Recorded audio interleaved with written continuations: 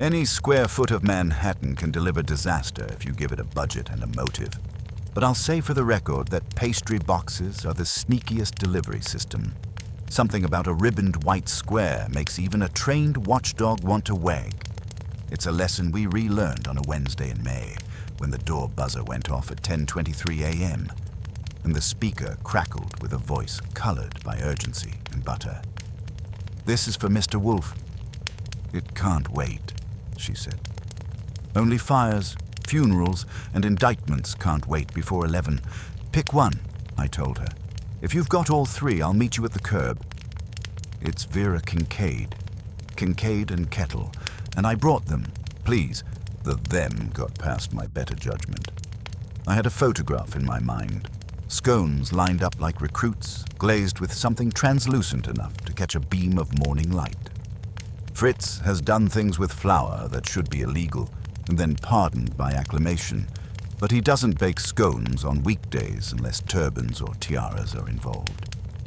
I buzzed her in and put a hand on the knob to greet her with the usual Archie Goodwin hospitality, which begins with a smile and ends somewhere short of frisking a pastry box. She came around the banister curve at a clip, early 30s, and built for speed. Height 5'6", and the kind of posture that makes glass regard itself. The white square box was tucked against her like a baby, and the ribbon had a teal stripe as crisp as her shirt. Her hair was clipped short in a way that made her eyes seem bigger and her mouth more precise. She was not carriage trade Fifth Avenue. She was Union Square Market at 6 a.m., bargaining down a man twice her age and making him grateful to have lost. "You're Mr. Goodwin," she said. "I can be," I said. "But if you brought those for Mr. Wolfe, you might want to keep the box closed until I get him down, or the aroma will make him brave." She got the point and kept it tucked. "I need him," she said. "Today, before 2. "We all need him," I said. "The difference is, we usually wait our turn. He's upstairs with the orchids until 11. What's your story?" "I can wait, and I can pay. But I won't sit in a taxi for another hour with this on my lap." She lifted the box an inch. "You have a refrigerator?" "Fritz has more than a refrigerator," I said. "He has a sanctum. What's the emergency?" "It's not fire. It's sabotage." That landed, and her grip on the box said she'd been holding that word off, and it finally bit her. She had my attention. I got her into the office and put her in the red leather chair that has made grown men reconsider their sins. I left her with the framed stare of Wolfe's portrait and went to fetch Fritz. Fritz Brenner, in an apron, is a sight to soothe and embolden. He was in the kitchen working a sauce that had another hour to be perfect, and he gave the box the same look he gives a misbehaving herb, paternal disappointment with a plan. "A lady with scones?" "Archie. What do we know of her?" He asked. "Name's Vera Kincaid," I said. "Kincaid and Kettle. She says sabotage, and she wants the box in your icebox." Fritz's eyebrows met in the middle like two old-world diplomats agreeing to disagree. "The icebox is for food. The refrigerator is for guests," he said. He took the box delicately and slid it into the refrigerator on a shelf that ordinarily holds items he allows to exist. At 11, I went up to the roof to warn Wolfe that the tides had changed.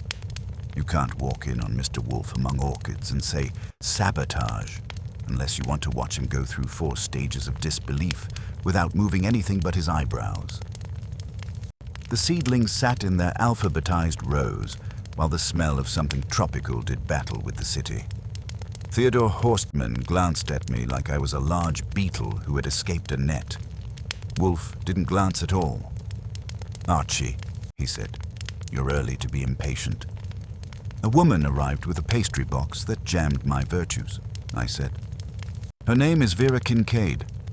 She runs Kincaid and Kettle. She brought scones and sabotage. She says she needs you before 2. Fritz has imprisoned the box under refrigeration." "Pfui," Wolfe said. He pinched a sheath of air as if he'd caught a gnat. Scones are a culinary compromise. Dry and ingratiating. If someone has found a way to make them worse, she should take the confounded box to a magistrate. She also brought a fee, and she's nervous. The kind that doesn't show unless she thinks her enterprise could go under a bus. What is Kincaid and Kettle? A tea room in Chelsea that does brisk trade with people who pretend to be English and English people who pretend New York knows what tea is. Her scones are apparently a thing. And she used a word I know you like. Which? Sabotage. He shot me a look. There are looks you build whole cases on. Define her use. She said the word and held the box tighter. She can wait, but she won't leave. He shut his eyes, which in him is somewhere between thought and mercy. Then he said, "In 5 minutes, Archie. No earlier. And tell Fritz to bring the box. If there is treachery, it should be looked at." 5 minutes later, the big man descended. Nero Wolfe can make moving from one floor to another look like a concession to mankind. He crossed to his chair, set his bulk down as if weighting the room properly, and set his gaze on Vera Kincaid. "Miss Kincaid," he said, "Mr. Goodwin tells me you used the word sabotage. Use it again, with detail." She had her lines in order and didn't waste them. "I opened Kincaid and Kettle 18 months ago with my sister and a partner. We were careful with the concept. Not prissy, not grandma. Clean, good, butter sensible. We bake in the morning. The scones are the draw. Everyone does cranberries and cream. We do rosemary, white pepper, lemon zest, and a glaze I don't discuss. We built a following, enough to get us an invitation to the spring patronage event at the Metropolitan Arts Center tomorrow. It's a tasting. Press, donors." Wolfe's eyelids lowered. He'll allow art if it behaves. Food he'll allow only if it knows its place. 2 weeks ago, a woman got sick in the shop, she continued. Not upset stomach. Serious. She went grey. We called an ambulance. She recovered at the hospital. They said it was a reaction to... Well, they said they didn't know. The health inspector came. He found nothing. Then last Thursday the glaze tasted wrong, only slightly. I noticed it. I stopped service. We tossed the batch. Yesterday, after close, I checked my sugar bin. The top layer had white pepper in it. Not much. Enough to change texture, to ruin the glaze if I didn't taste. "Those are 3 events," Wolfe said. "A sick woman, a flawed glaze, a contaminated bin. What ties them is your suspicion, not their nature." She met that head on. "Fine. I'll give you nature. There are 4 people besides me who could alter anything in that kitchen. My sister, my partner, our morning baker, our dishwasher who thinks he'll be a cook if he has a knife roll. Also, we did not get the spring patronage invite because the gods are friendly. We got it because I elbowed and begged, because it will make us, or break us if someone can make us seem unsafe." "You believe your success engenders malice," Wolfe said dryly. "That is plausible, if commonplace. Who is your partner?" "Gareth Lotto. He was front of house at 2 restaurants you'd know if you ate out. Slick, reliable. He arranged the press. He knows people." "And your sister?" "Margot, 2 years younger. She lives with me. We started this together. She is careful. She handles buying and schedule and keeps me from telling patrons they're holding the teapot wrong." "And the baker? And the aspiring cook?" "Baker is Soraya Alves. Brilliant hands.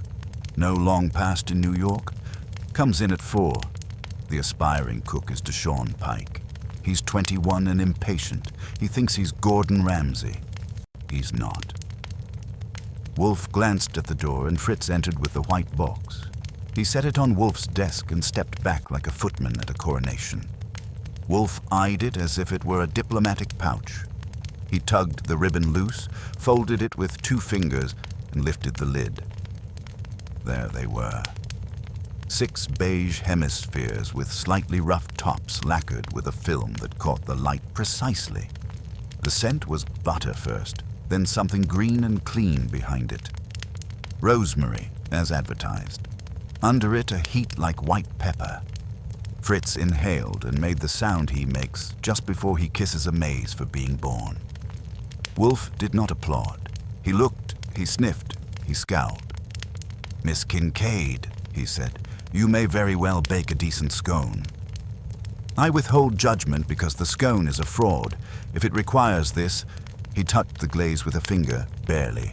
"To entice, it is coy. But even coyness does not suggest malevolence, only caution. What became of the woman who fell ill?" "Her name is Elaine Rowe.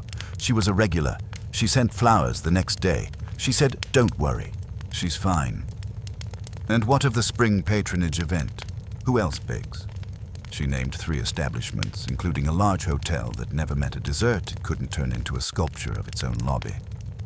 "And Rusterman's?" Wolfe asked, casual as a shark.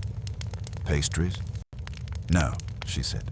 "They're doing pâté en croûte and a thing with veal I can't pronounce. We're the only ones doing scones." Wolfe's eyes went not quite half closed. If you don't know Nero Wolfe, you might think he was bored.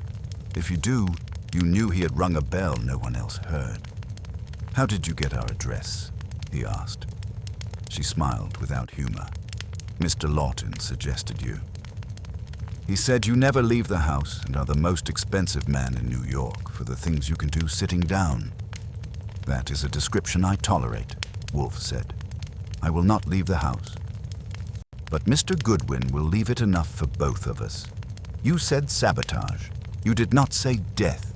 If there had been a poisoning, you would not have brought me a box. You would have brought me an indictment. You have come because you are frightened of ruin, a subtler catastrophe." He reached for his desk drawer. $10,000 as a retainer, he said as if quoting the weather. "And Mr. Goodwin begins at once. You will turn over to him keys, staff schedules, and the names and addresses of the 4 people who could arrange for adulteration. He will examine your kitchen and your bins. You will proceed as if there were no danger. If you are being observed, a change in your routine will only confirm your distress. Do you agree?" She didn't blink at the number. "Yes, I agree." "Archie," he said, "write a receipt." I did, while she took a checkbook out of a slim bag and filled a rectangle that would keep Fritz in veal for a week. When she passed it across, Wolfe did not touch it until I folded the receipt and placed it under his hand. "And since we are, as you say, coy," he said, "leave the box. I will have Mr. Brenner and Mr. Goodwin take samples. Nothing leaves this room without my instruction." She stood, smoothed her skirt, and hesitated. "Mr. Wolfe, thank you. You are paying me," he said. "There is no charity." "Mr. Goodwin, show Miss Kincaid out, then call Saul." "Saul Panzer?" she asked with a little awe. "Yes," Wolfe said. "I would like him watching without being seen. That is his métier." She left with me to the hall. At the door she said, "Is he always—" "Yes," I said. "And don't try the glaze on him without asking. He thinks sugar is an argument he can win." On the sidewalk she hugged herself briefly, as if the May air were January, and headed for a cab. I watched her slide in, the box staying behind upstairs like a hostage, and went back to see what the rich man was thinking. When I got to the office, Wolfe was looking at the scones with one of those expressions he saves for things that pretend to be something and aren't. "Well," I said. "We have a baker, a partner, a sister, and a boy," he said. "We have a scheduled occasion tomorrow at which public failure would be thrice as damaging as private. We have one incident that may or may not be consequential, and one adulteration that is trivial but symbolic. And we have a resonance." "A what?" He twitched his mouth. "Rustermans will be present," he said, not looking at me. "I do not like to think their name might be uttered in a paragraph with mishap. It disturbs my digestion. That was as close as Nero Wolfe gets to telling you why he does anything." I grinned at him because you take your victories at the size they come. "Saul?" I asked. "Now," he said. "Tell him to be present between Kincaid and Kettle and its surroundings. And for God's sake, Archie, do not eat the evidence." "I'll eat around it," I said, and he gave me a look that could curdle cream. I went to the phone to dial Saul before Vera Kincaid's cab had made the corner. If there was sabotage in a sugar bin, there was someone with sticky fingers. And if there was one thing I've learned in the employ of the biggest man in the brownstone, it's that sticky fingers touch more than sugar when they get the chance. I got Saul on the first ring, which with him means either he was expecting my call or he was sitting by the phone with nothing better to do. Since Saul Panzer always has something better to do, I went with expecting. "Kincaid and Kettle, Chelsea," I told him. "Tea room with a sabotage problem. The owner thinks someone with access is playing chemistry set with her sugar bin. Wolfe wants you watching the street, the alley, anyone who shows too much interest in their trash or their schedule." "How long?" he asked, which with Saul is the only question that matters. "Through tomorrow night. There's a fancy tasting event at the Metropolitan Arts Center. If someone wants to wreck her business, that's when they'll pull the trigger." "Address?" I gave him what I had. "The owner is Vera Kincaid, about 30, moves like she's got places to be. If she leaves the shop, follow her. If anyone follows her, follow them. And Saul, keep your distance from the scones. I don't want you going native." He made a sound that could have been agreement or indigestion and hung up. I was heading back to the office when Fritz intercepted me in the hall, moving with the kind of purpose that usually means someone has insulted his hollandaise. "Archie," he said, "the scones. May I examine one?" "One?" I said. "Wolfe's orders." "And tell me what you think." He lifted a single specimen from the box with the reverence he usually reserves for a perfect soufflé, examined it from 3 angles, and took a bite that would have made a wine critic proud. He chewed thoughtfully, swallowed, and nodded. "Competent," he said. "The glaze is interesting, lemon with something sharper. But there is a note that troubles me." "What kind of note?" "Metallic. Very faint, like a coin left too long in warm water. It should not be there. That got filed under things. Fritz knows that the rest of us don't." I was making a mental note to tell Wolfe about the metallic taste when the buzzer sounded again. The voice that came through the speaker was male and smooth enough to sell insurance to a man on fire. "Gareth Lawton from Mr. Wolfe. Miss Kincaid sent me, and Miss Kincaid's sister is with me as well." I looked at Wolfe, who was regarding the scone box like it had personally offended his ancestry. He lifted his eyes long enough to let me know that civilization had taken another step backward, then nodded toward the door. They came in as a matched set of opposites. Gareth Lawton was tall and lean, the kind of man who could make a burlap sack look tailored. His smile arrived before he did, and lingered like it was expecting a tip. Margot Kincaid was smaller than her sister, built more for endurance than speed, with the same sharp jawline but softer edges. She carried a leather folder like it contained state secrets, and wore the kind of shoes that suggested she knew the difference between an investment and an expense. "Mr. Wolfe," Lawton said, making it halfway across the office before remembering he hadn't been invited. He stopped, recalibrated, and executed a smaller, more respectful approach. "An honor. I've heard so much about your methods. That I detest flattery," Wolfe said without looking up from his desk. "You may sit. Miss Kincaid, you as well." They settled into the red leather chairs. Lawton started to cross his legs, thought better of it, and folded his hands instead. Margot opened her folder with the precision of someone who had organized her thoughts alphabetically. "Vera called," Lawton said. She sounded rattled, which isn't like her. "I thought I should come explain the context, help you understand the urgency we're facing. The spring patronage crowd represents—" "Stop," Wolfe said, and the word carried the kind of weight that makes sentences behave. "I have context. If I require embellishment, Mr. Goodwin will procure it. Miss Kincaid provided facts. If either of you can add facts, do so. If not, content yourself with answering what I ask. Lawton absorbed that like a man who had been shifted into a lower gear and didn't want to stall. Margot looked at me instead of him, and I got the impression she was drawing lines about who handled what in their little enterprise. Facts, Lawton said, regrouping. We had an incident 2 weeks ago. A customer felt faint after eating. The health inspector came, found nothing. Last week, a flavor problem with the glaze. Yesterday, someone contaminated the sugar bin. Vera caught it before any damage was done. No one outside our staff has access to the kitchen during prep hours. We lock up tight, and we don't share keys. Keys, I said. Who holds them? Vera, myself, and Margot, Lawton replied. Our baker, Soraya Alves, has a set that opens only the side door to the kitchen. Deshaun Pike, our dishwasher, doesn't have keys at all. He arrives after we open.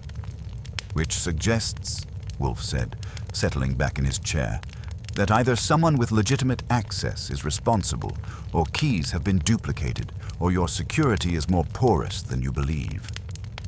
He placed a finger on the Scone box lid. Who besides you recommended me to Miss Kincaid? No one, Lawton said without hesitation. I'd rather pay once for certainty than 10 times for damage control. Margot cleared her throat. The event tomorrow. If we fail there, we won't be finished, but the cost to recover would be substantial. We have one business loan. Our payroll runs on Thursdays. If we cancel the event, we lose our spot in the program, and we can't buy that kind of exposure again. How was the woman who became ill-behaving before she ate? I asked. Any signs of distress? Perfectly normal, Margot answered. Elaine Rowe, she's a regular, had her usual order. 1 pot of tea, 2 scones. Lives on 12th Street, Lawton added, brightening at being useful. She's a bookkeeper. We've comped her meals twice for bringing in new customers. Anyone with a visible grudge against your success? I asked. Competitors you elbowed past? A landlord with development plans? Lawton's smile turned rueful. All of them to some degree. But if you're looking for someone who might get their hands dirty, there's really only one name. Felicia Dawn. She runs the kitchen at the Pemberley House Hotel. We got the spot at tomorrow's tasting that she wanted. She's been telling people we're charmingly temporary and playing at being restaurateurs. Charm is a condolence, Wolfe murmured. Temporary, a wish. He shifted his attention to Margot. Your sister, does she suspect anyone in her own establishment? Margot's mouth tightened almost imperceptibly. She suspects everyone this week and no one by nature. She trusts Soraya completely, treats her like family. She thinks Deshaun is energetic but harmless, and she trusts Gareth extensively. Extensively? Wolfe's eyebrow climbed a fraction. I didn't mean... Margot began, then stopped because her mouth had gotten ahead of her brain. Gareth is very persuasive. He convinced us to extend our hours, add evening service, bring in live music on Fridays. It was good for revenue, but it meant the kitchen wasn't always as secure as it should be. I have never, Lawton said with silk that had developed a small tear, compromised our security. Not compromised, Margot said carefully. You gave tours to potential investors, to food writers, to that photographer from the Village Voice. There it was, a small hook where larger fish might hang. I filed it away for future reference. Fritz appeared with coffee service, moving with the kind of dignified efficiency that makes chaos feel ashamed of itself. Lawton reached toward the scone box like a man reaching for salvation. I intercepted his hand with the coffee tray. Evidence, I said. You can admire them, but consumption is restricted to authorized personnel. Lawton laughed, but it sounded like someone had stepped on the bellows. Margot didn't even smile. Mr. Lawton, Wolfe said, Your talent appears to be persuading people to act against their better judgment while believing they're making independent decisions. Do not attempt to exercise that talent in this room. Miss Margot, you handle procurement for the establishment. Yes, I do all the buying. Flour from Rizzoli Brothers, butter from Herrera Dairy, sugar wholesale from Luther's Commodities. The rosemary we get fresh from the Union Square Market because Soraya insists on selecting it herself. Do you maintain records of deliveries and quantities? Of course. When was your last unscheduled delivery? Margot blinked. There hasn't been one. Everything comes when we order it. You're certain? Absolutely. Wolfe nodded slowly. Archie, he said, you will visit the establishment at 2 o'clock. Examine the storage areas, test the security, and interview the baker and the dishwasher. Mr. Lawton, you will absent yourself while Mr. Goodwin is on the premises. Absent myself? Lawton's smile faltered.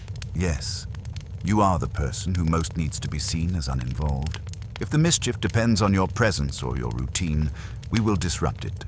Also, Wolfe added with a kind of casual brutality that made strong men reconsider their life choices, you irritate me.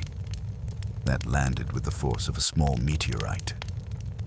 Lawton held his smile until it cracked, then found a newer, more brittle replacement. Of course. The last thing I want is to impede a man of your reputation. I stood, because when people have been given their marching orders, it helps if the furniture suggests movement. At the door, Margot hesitated. Mr. Wolfe, she said, may I ask, do you think it's someone inside our organization? I think, Wolfe replied, that malice requires opportunity, and opportunity requires access. Whether that access belongs to your sister, yourself, your partner, your baker, your dishwasher, or an outsider working through one of you remains to be determined. Mr. Goodwin will investigate. I will cogitate. After they left, the office settled back to its proper proportions. Wolfe sat motionless, staring at the scone box as if it contained either the secrets of the universe or next week's grocery list. Well, I said, Mr. Lawton profits from crisis if he's the one who resolves it, Wolfe said thoughtfully. Miss Margot profits from being proved right about risks her sister ignores. The baker and the dishwasher profit from chaos that might elevate their positions. And we have not yet met the woman who thinks scones are temporary. Saul's watching the street. I'll head to Chelsea at 1:30 and go through their operation like a health inspector with a grudge. Do so, he said. And Archie, bring back samples of their sugar, both from the bin and from their suppliers' current stock. If someone is playing games, they're playing them with specific rules. Fritz and I will determine what those rules might be. And if it turns out to be Felicia Dawn with a pepper shaker and a grudge, then she is a fool, Wolfe said, closing his eyes. Fools are manageable. It's the intelligent ones who interfere with lunch. Chelsea at 2 o'clock carries the particular energy of a neighborhood that knows its going places. I spotted Saul Panza before he spotted me, which meant he wanted me to... He was examining a newspaper at a corner stand, wearing the kind of cap that makes a man invisible in any crowd of working stiffs. His eyes brushed over me and moved on, but the message was clear. All quiet on the Western Front, but stay alert. Kincaid and Kettle occupied a corner that had been designed for a delicatessen and converted by someone with taste and a reasonable budget. The storefront was cream-colored with a dark green awning, the kind of understated elegance that whispers rather than shouts. Through the large windows, I could see the lunch crowd in full swing, mostly women who looked like they'd stepped out of a magazine about gracious living, handling bone china teacups like they were conducting small symphonies. The interior was light wood and white tile, with tables spaced for conversation rather than capacity. A glass display case held an array of pastries that would make Fritz reconsider his position on afternoon tea. and a chalkboard near the entrance listed the day's offerings in script that managed to be both confident and inviting. Vera Kincaid was behind the counter, moving with the kind of efficient grace that comes from knowing exactly where everything belongs and how long it takes to get there. She spotted me through the window and nodded toward a door marked "Private" at the back of the dining room. The kitchen was larger than it appeared from the front, with enough counter space to handle serious volume and equipment that looked both professional and lovingly maintained. Everything was clean in the way that suggests habit rather than panic, and the organization had the kind of logic that makes work flow instead of stumble. The air carried the warm scent of baking butter, fresh lemon, and something herbal that made my mouth water despite my professional obligations. "Soraya's in the back," Vera said, leading me past a row of mixing bowls toward a prep area where a woman in her late 30s was working dough with the precision of a jeweler setting stones. Soraya Alves looked up from her work with eyes that took inventory before offering judgment. She was compact and solid, with hands that moved like they had their own intelligence and the kind of posture that suggested she could work for hours without complaint. Her dark hair was pulled back severely, and her white chef's coat was spotless, except for a light dusting of flour across the front. Her knife roll was positioned within easy reach like a gunfighter's holster. "You're the detective," she said, making it a statement rather than a question. Her voice carried a soft accent I couldn't quite place, somewhere between Portugal and possibility. "I work for one," I said. "Tell me about your routine. What time you arrive, how you secure the kitchen, who has access while you're working." She wiped her hands on a clean towel and leaned against the stainless steel counter. "I arrive at 4 in the morning. I have a key to the side door. Never use the front entrance during prep.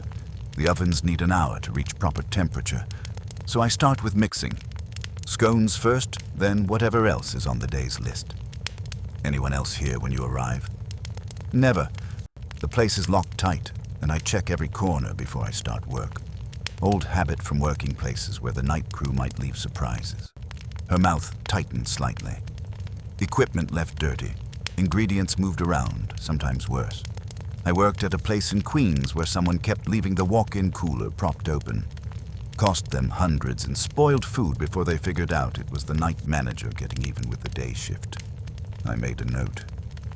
Spite was a motive that aged well and traveled light. "The sugar bin that was contaminated. When do you normally access it?" "Every morning, first thing. I measure out what I need for the day's baking and keep it in smaller containers on the workstation. Makes the process faster and more consistent." "And yesterday morning?" The texture was wrong. "Sugar should flow like sand, but this had a gritty feel. I tasted it and caught the pepper immediately. Not enough to ruin a batch, but enough to throw off measurements and change the flavor profile." A crash from the dining room interrupted us, followed by the sound of someone apologizing in multiple languages. Soraya smiled for the first time since I'd arrived. "That'll be Deshawn," she said. "He moves like he's got somewhere important to be, even when he's just clearing tables." The young man who appeared in the kitchen doorway matched her description perfectly. Deshawn Pike was tall and lean, with the kind of energy that made standing still look like a form of imprisonment. His apron was damp from dishwater, and he carried a bus tub like it weighed nothing. "Sorry, Soraya," he said, setting the tub down with unnecessary force. "Customer knocked over her water glass when I was clearing. No damage, just noise." "Deshawn," Vera said, "this is Mr. Goodwin. He's looking into our recent problems." Deshawn's expression shifted from casual to guarded in the space of a heartbeat, then brightened with curiosity. "Problems? You mean like the scone stuff?" "The contaminated sugar," I said. "The customer who got sick." "Miss Kincaid thinks someone might be trying to sabotage the business." "That's wild," he said, but his tone suggested he found the idea more interesting than disturbing. "Who would want to hurt this place? We're just trying to make good food. You tell me." Anyone with a grudge? Competitors who might want to see you fail?" He glanced at Vera, then back at me. "There's that woman from the Pemberley House Hotel. Felicia something. She came by last week, said she was checking out the competition. Spent 20 minutes examining our scones like she was looking for flaws." "What kind of flaws?" "Texture, color, the way the glaze set. She even asked Vera about our supplier for flour. Said she was impressed by our rustic approach." Vera's jaw tightened. "Rustic, as if we were baking over an open fire." "When was this exactly?" I asked. "Thursday," Deshawn said. "Same day the glaze tasted wrong. She was here around noon, ordered tea and 2 scones. Took forever to eat them. Kept making notes in a little book." "Did she finish her order?" "Most of it. Left half of 1 scone on the plate. Said she was watching her figure." I filed that detail away. A professional baker leaving food on the plate could mean poor quality, or it could mean she'd gotten what she came for.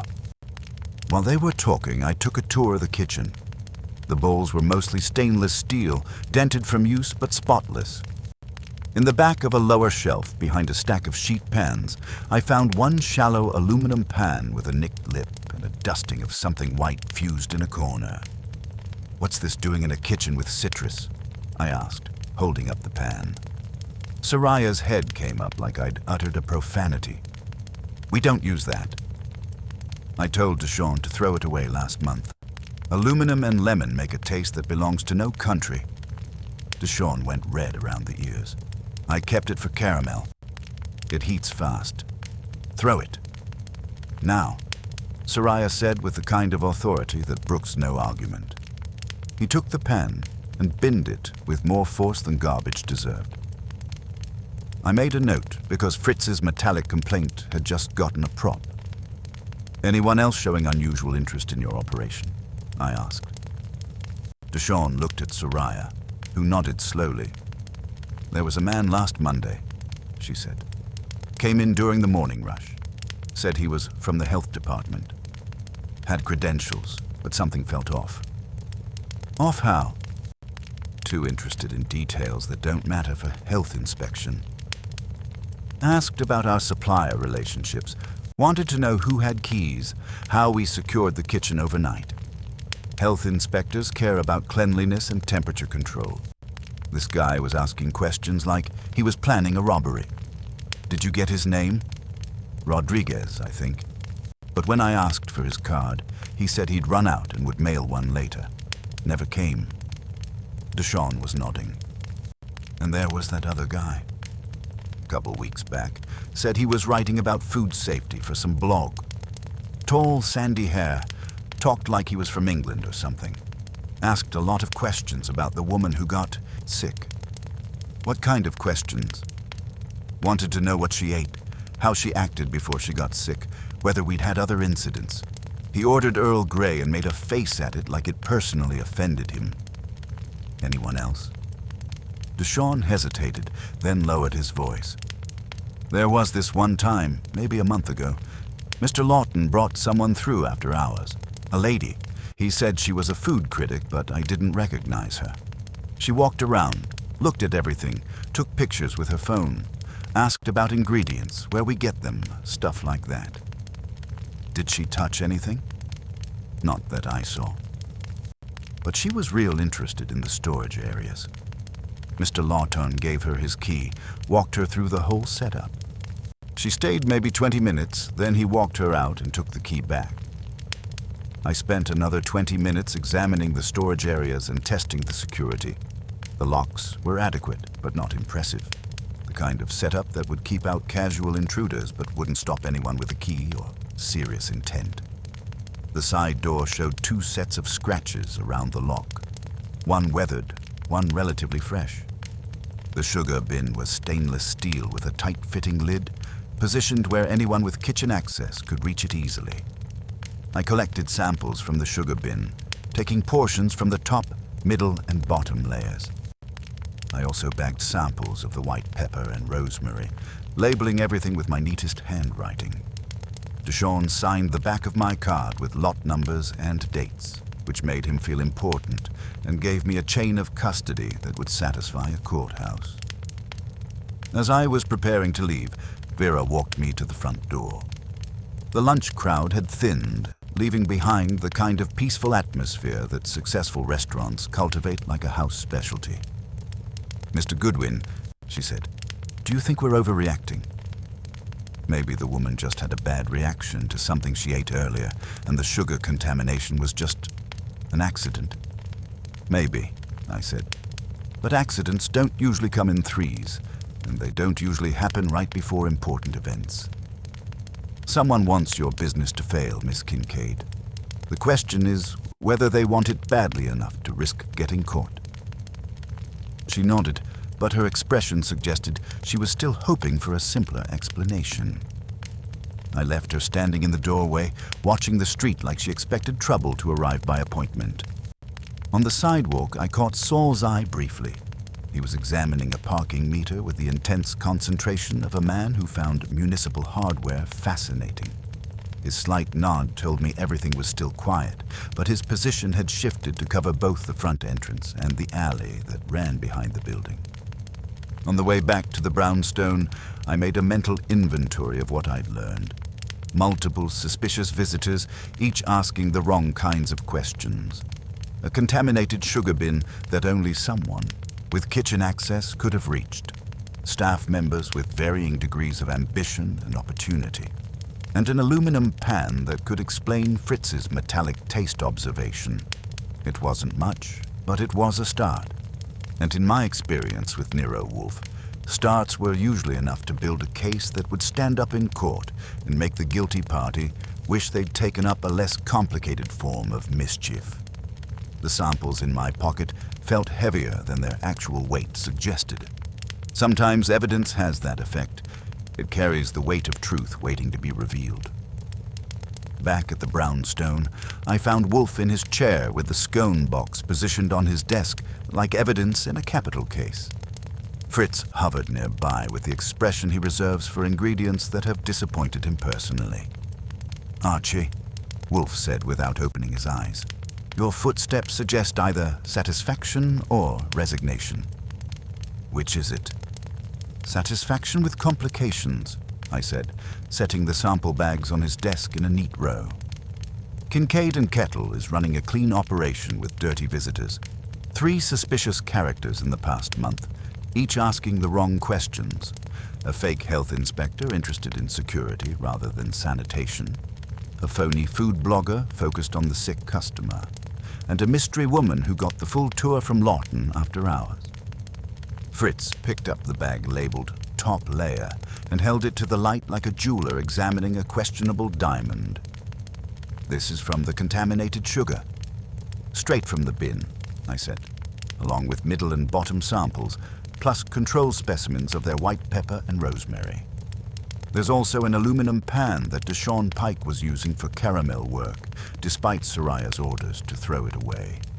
The thing had residue crusted in one corner. Wolfe's eyes opened to half-mast. The source of the metallic note Mr. Brenner detected. Fritz nodded, opening the sample bag with the care of a surgeon making the first incision. He poured a small amount into a clean dish, examined the texture, then touched it lightly with his fingertip. "White pepper, yes," he said, "but ground too fine for normal kitchen use. This is powder, not spice. And there's something else. Salt, very little, and a volatile oil. Citrus extract, commercial grade." He dabbed a tiny amount on his tongue, considered, then made a face. When citrus extract contacts aluminum, especially in the presence of heat, it creates a compound that tastes of metal and medicine. Unpleasant, but not dangerous in small quantities. "Enough to make someone sick?" I asked. "Enough to cause gastric distress in a sensitive individual," Wolfe said. "Particularly someone with a history of digestive issues. The effect would be delayed, making the connection to the establishment unclear." "Which brings us to Elaine Rowe," I said. I paid her a visit. She's a regular at several places in the neighborhood, including somewhere she's worn out. Her welcome with complaints. Nice lady, but the type who blames the restaurant when her stomach acts up. The phone rang, interrupting my report. Saul's voice came through clear and businesslike. Lawton left the shop at 1:15, he said without preamble. Met a blonde woman on 8th Street, mid-40s, expensive coat. They walked 2 blocks, separated without much ceremony. She took a cab, plate number T7K394. I ran it. Registered to Althea Rook. Public relations. Her client list includes the Pemberley House Hotel. Interesting company for a tea shop partner, I said. Gets better. There's been a tall man with sandy hair loitering near the corner since noon. Claims to be taking pictures for a travel blog, but he keeps forgetting to use his camera. And I caught a glimpse of someone in the alley behind the shop around 2:30. Couldn't get close enough for identification, but they knew the area well enough to avoid the security camera. Keep watching, I told him. And if the blonde shows up again, get close enough to hear what they're discussing. After I hung up, Wolfe drummed his fingers on the arm of his chair, 3 taps, which in his personal code meant he was connecting dots that the rest of us couldn't see yet. Miss Rowe, he said, tell me about her reaction to falling ill. Embarrassed more than angry. She sent flowers to thank Vera for the attention, but someone else sent flowers too. Lilies. No signature, just get well-y. Typed on the card. She threw the card away because she doesn't like lilies. Anonymous sympathy, Wolfe murmured. Either guilt or theater. Continue. She got a follow-up call from someone claiming to be from the city. Asked detailed questions about what she ate, when she ate it, whether she had later symptoms. Called himself Rodriguez, but no card, no callback number. The same name the fake health inspector used at the shop. Right. And Elaine said he had a precise way of speaking. Not an accent, but clipped, formal. Wolfe closed his eyes completely, which meant he was either thinking hard or preparing to deliver judgment. Fritz continued his analysis of the samples, moving between dishes with the systematic precision of a chemist following a formula. The contamination is deliberate, Fritz announced. The proportions are too exact for accident. Someone with knowledge of chemistry. Not just cooking. They knew exactly how much to use to create problems without causing obvious poisoning.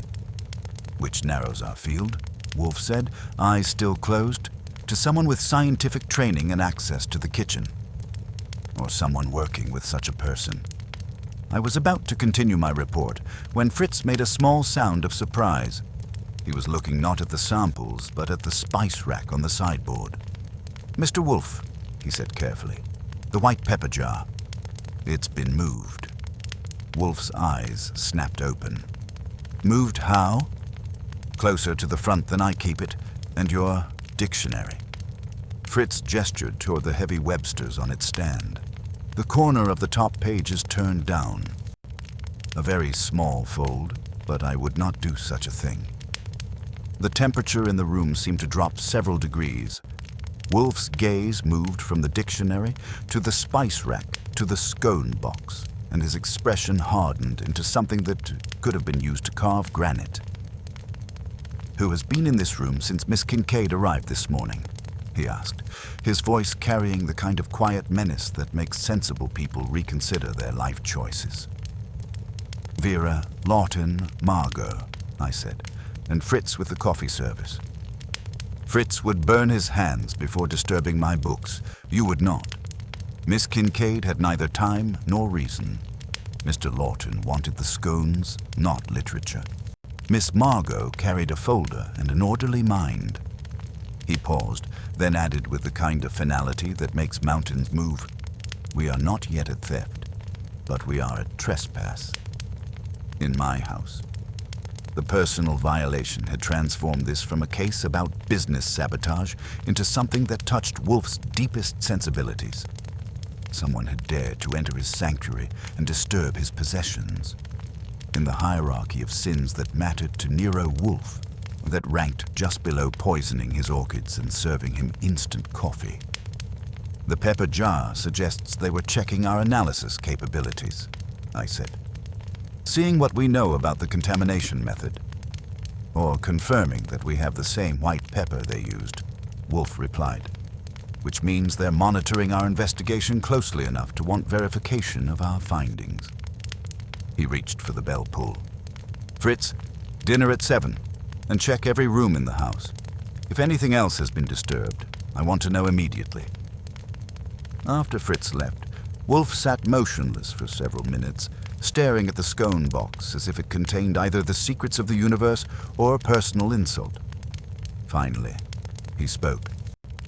Tomorrow's event at the Metropolitan Arts Center will be their finale, Archie. Whatever they have planned, it will happen there, under lights, with press attention, in front of people who matter to Miss Kincaid's future. We will not prevent it. Instead, we will be prepared for it. You want to let them succeed? I want to let them reveal themselves. The difference between sabotage and exposure is timing. They have chosen their stage and their moment. We will simply ensure that the performance includes an unexpected final act. He opened his eyes and looked at me directly. Call Saul. Tell him to maintain surveillance, but to be prepared to move quickly tomorrow evening. And Archie, find out everything you can about Hugh St. James, the sandy-haired Englishman with the selective camera skills. Food writers don't usually require reconnaissance training. And tonight, we consider what we know. Someone with chemistry knowledge and kitchen access has been conducting a careful campaign of quality sabotage designed to peak at tomorrow's event. They've used proxies for intelligence gathering, established alibis through misdirection, and now they've violated my home to monitor our progress. His voice hardened. They have made this personal, which was unwise. Personal affronts require personal responses. I was heading for the phone when it rang. Vera Kincaid's voice came through tight with strain. Mr. Goodwin, we've had a break-in. Nothing stolen, but someone went through our files and photographed our recipes. And Soraya found a note in her knife roll this morning. It says, "Tomorrow will be interesting." "We'll be there in 20 minutes, I said, and hung up. Wolfe looked at me with the expression he reserves for news that confirms his worst suspicions about human nature. "The endgame begins," he said. "Take your gun, Archie. And bring everyone with access to that kitchen back here tonight. It's time to have a conversation about motives, opportunities, and the consequences of trespassing in places where they don't belong." I was already reaching for my hat. In my experience with Nero Wolfe, when someone starts leaving threatening notes and searching through private files, they're usually preparing for a finale that involves more than just bad scones. And finales, in our business, tend to be educational for everyone involved, especially the people who thought they were too clever to get caught. The break-in at Kincaid and Kettle had been executed with the kind of professional restraint that makes honest burglars look like amateurs. I arrived to find Vera pacing behind the counter like a caged leopard, while Soraya stood in the kitchen doorway, holding a dish towel like it was evidence in a capital case. "They were careful," Vera said, leading me past the afternoon tea crowd toward the back office. "No broken locks, no obvious damage. But someone went through our files systematically, photographed our recipe cards, and left everything just slightly out of place. The office looked like it had been searched by someone with a library science degree. File drawers were open precisely 2 inches. Papers had been moved and replaced with geometric accuracy, and a potted plant had been relieved of exactly 3 leaves. Enough to show someone had been there, not enough to suggest vandalism. "Professional work," I said, examining the dust patterns on the file cabinet. "Someone who knows how to gather intelligence without announcing it." "What did they photograph?" "Recipe cards, supplier lists, staff schedules, everything someone would need to replicate our operation or predict our vulnerabilities." Soraya appeared with a plastic sleeve containing a folded index card. Through the clear material, I could read the typewritten message, "Tomorrow will be interesting." "Found it in my knife roll this morning," she said, her voice tight with controlled anger. tucked under my chef's knife. Whoever left it knew exactly where I'd find it first. I examined the note without removing it from its protective sleeve. The paper was standard office stock, the typing precise and uniform, probably from an electric typewriter rather than a computer printer. More importantly, there was a faint scent clinging to the plastic, bergamot and something floral. Earl Grey tea and expensive perfume. "Deshawn," I called to the young man hovering in the kitchen doorway. "You drink Earl Grey, right?" He nodded, looking defensive. "So what? Lots of people drink Earl Grey." "Indeed they do. But not many people leave notes in knife rolls after breaking into tea shops." While I was examining the crime scene, Margot Kincaid arrived with the kind of controlled urgency that suggested she'd been expecting bad news and had finally received it. She surveyed the disturbed office with the systematic attention of someone who knew exactly what should be where. "The financial records," she said after a moment. They photographed everything. Bank statements, loan documents, supplier contracts. Someone now knows exactly how precarious our situation really is. "How precarious?" I asked. She glanced at her sister, then back at me. "We have enough operating capital for another 6 weeks, maybe 8 if we're careful. The loan payments are eating us alive, and Gareth keeps pushing for expansion that we can't afford. Speaking of Mr. Lawton, where is he?" "Meeting with potential investors," Vera said. "He's been working on securing additional funding for the expansion plans." "What kind of expansion?" Margot's mouth tightened. "Evening service, live music, catering contracts, all his ideas, all requiring capital we don't have." I made a mental note about expansion plans that conveniently required the current partnership to fail before they could succeed. In my experience, people who profit from disaster have a tendency to arrange for it. I spent another 20 minutes examining the security arrangements and interviewing the staff. The locks were adequate, but not impressive. The kind that would keep out casual intruders, but wouldn't stop anyone with professional skills or inside knowledge. The side door showed fresh scratches around the keyhole, and the office window had been opened and closed recently, leaving faint smudges on the glass. "Whoever did this had time and privacy," I told Vera. "They knew your schedule well enough to work without interruption. That suggests either inside knowledge or careful surveillance." Back at the brownstone, I found Wolfe in his chair with the scone box positioned on his desk like evidence in a capital case. Fritz was hovering nearby with a small laboratory's worth of testing equipment spread across the sideboard. "The break-in confirms our suspicions," I reported. "Professional intelligence gathering designed to obtain comprehensive information about the operation." They also left a threatening note for Soraya, promising that tomorrow will be interesting. "Interesting," Wolfe repeated, making the word sound like a personal insult. "In my experience, when criminals promise that events will be interesting, they usually mean expensive for their victims and profitable for themselves." He gestured toward the samples Fritz had been analyzing. "Mr. Brenner has made several discoveries. The contamination was more sophisticated than we initially suspected." Fritz stepped forward with the systematic precision of a scientist presenting findings to a jury. The adulterated sugar contained not just white pepper, but trace amounts of aluminum sulfate and citric acid. When combined and heated, these create a metallic taste and can cause gastric distress in sensitive individuals. "Someone with chemistry knowledge," I said. "Indeed. But more than that. Someone with access to commercial food additives. These compounds aren't available in normal retail quantities." Wolfe leaned back in his chair, fingers steepled. "We are dealing with someone who has both scientific training and industry connections. Someone who understands not just how to contaminate food, but how to do so in a way that creates maximum damage to reputation while remaining difficult to trace." "The fake health inspector and the phony food blogger," I said, both asking questions that suggested professional knowledge. "Precisely. And now we have a timeline. Tomorrow's event at the Metropolitan Arts Center represents the culmination of their campaign.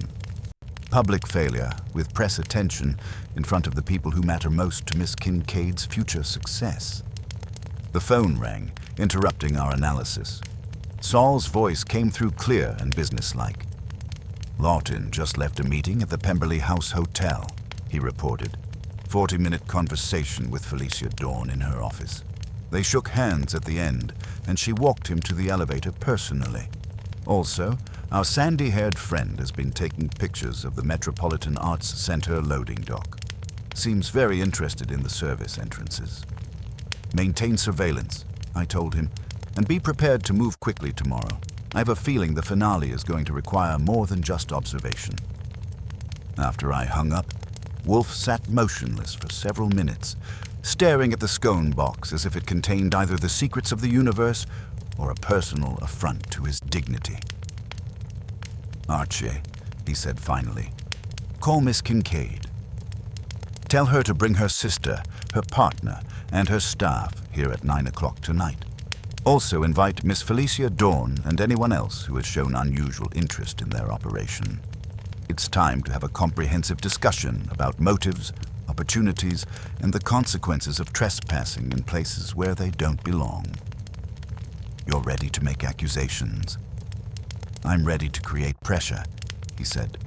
"Tomorrow's event will proceed as scheduled, but with modifications.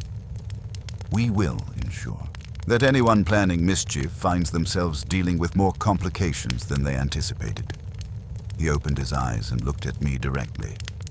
"Also, arrange for additional security at the Metropolitan Arts Center. Professional security, not just the usual volunteer staff. And Archie, bring your gun tomorrow. In my experience, when elaborate schemes reach their climax, the perpetrators sometimes abandon subtlety in favor of more direct methods." I was reaching for the phone when the front door buzzer sounded. Through the speaker came a voice I recognized, smooth, confident, and carrying just enough concern to sound sincere. "Gareth Lawton for Mr. Wolfe. I understand there's been another incident, and I thought I should come explain the context." Wolfe's eyebrows climbed toward his hairline. "How convenient. Mr. Lawton arrives to provide context precisely when context becomes most valuable." "Show him in, Archie. But first, ensure that Mr. Panzer is positioned to observe anyone who might be watching our visitor's arrival." I buzzed Lawton in and took a position by the office door, where I could watch both him and the street.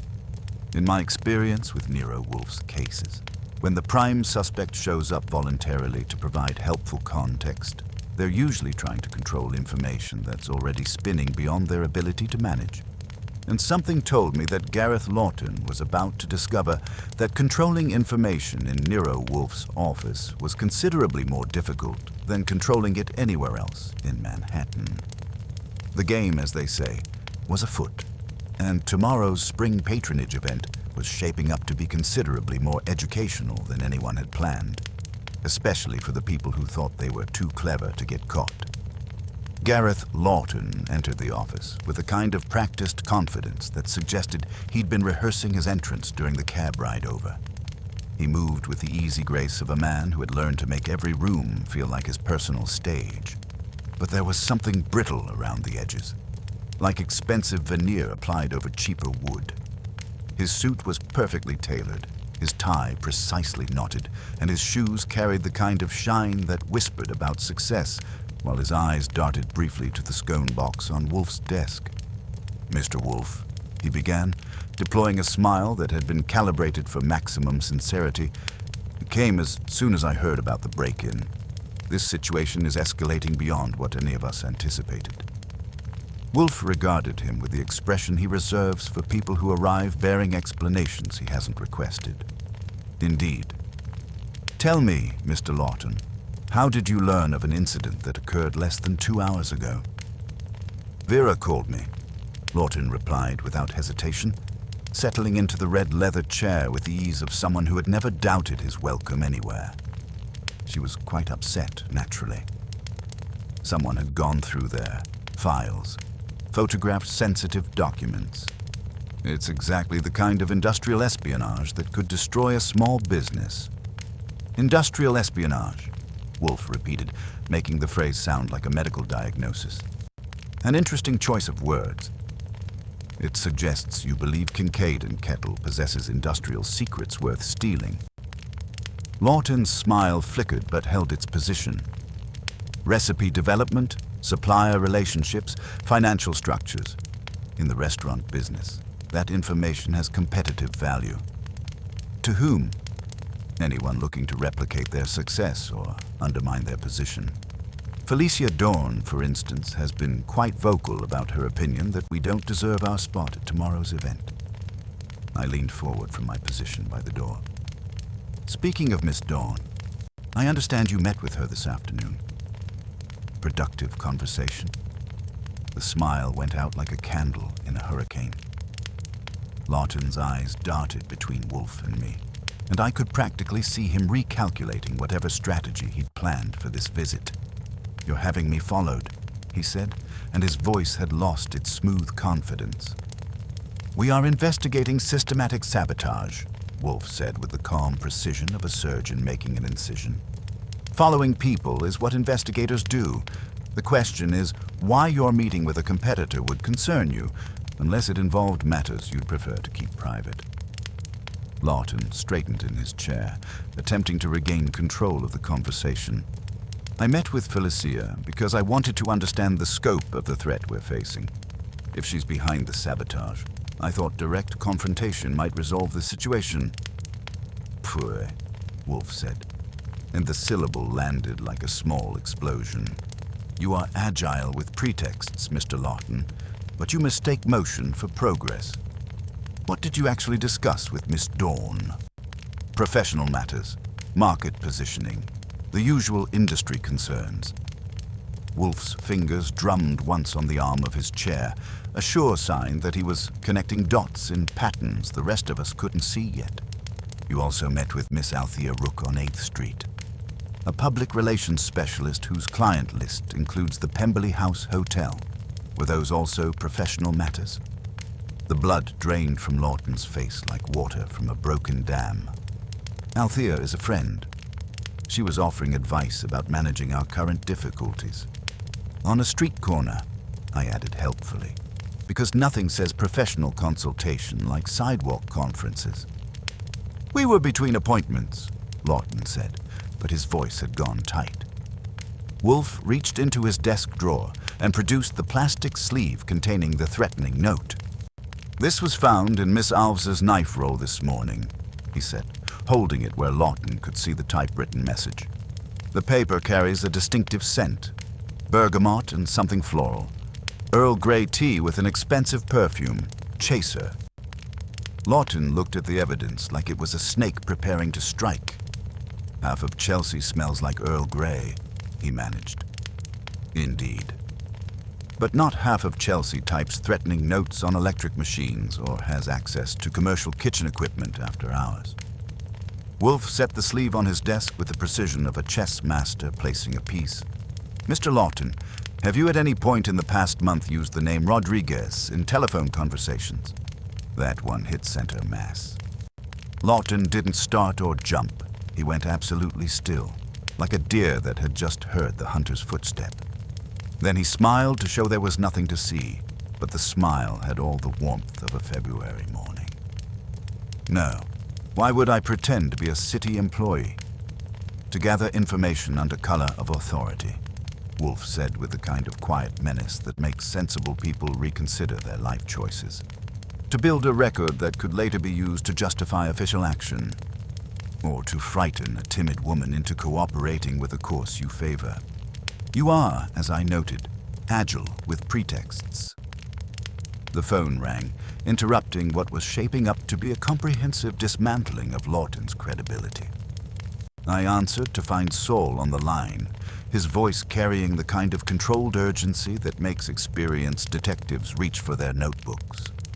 "We have movement at the Metropolitan Arts Center," he reported. 3 people just entered through the service entrance. Our sandy-haired photographer, a woman matching Felicia Dawn's description, and a third party I couldn't identify from my position. They're carrying equipment cases. What kind of equipment? Unknown, but they're moving with purpose. There's also a catering truck in the loading area, Pemberley House Hotel logo on the side. I relayed the information to Wolfe, who absorbed it with the kind of grim satisfaction that usually precedes someone's comprehensive downfall. "Mr. Lawton," Wolfe said, turning back to our increasingly uncomfortable visitor, "it appears your meeting with Miss Dawn was more productive than you indicated. Would you care to explain why she and her associates are currently installing equipment at tomorrow's venue?" Lawton's face had gone the color of week-old newspaper. "I don't know what you're talking about." "Of course you don't. Just as you don't know why someone with access to Kincaid and Kettle's kitchen has been systematically contaminating their products. Just as you don't know why fake inspectors and fraudulent food writers have been gathering intelligence about their operation."